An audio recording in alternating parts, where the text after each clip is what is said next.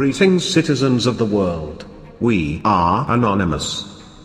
Now that Trump won the presidency, now it's time for we the people to apply political pressure at every level of government to make sure that he does what he promised, and that populism continues to spread and intensify at every level of American society. The globalists view this new powerful populism that has emerged as a vicious enemy that will destroy them unless stopped. This is an accurate appraisal, and their chances of stopping it now are pretty slim. Efforts by the globalists to do so will surely create massive backlash and blowback and only intensify the emerging populism and the speed of its emergence.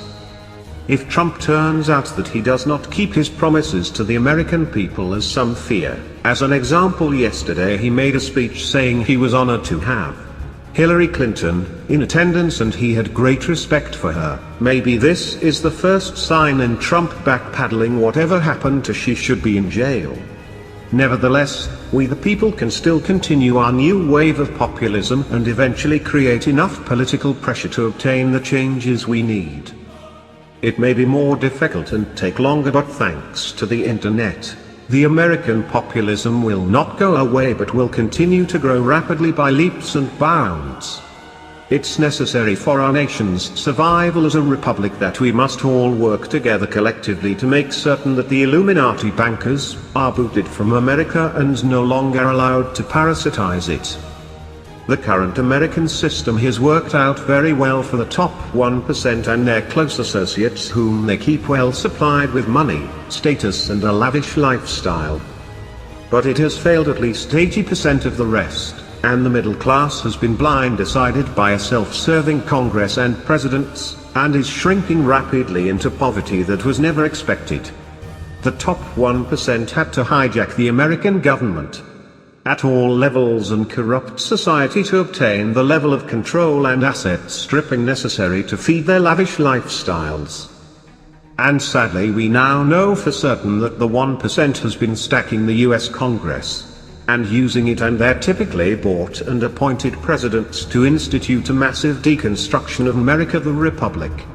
Almost every member of the US Congress has been bought off or coerced one way or another and is not representing the interest of we the people, but only their own interest and the top 1% they truly serve for vast rewards.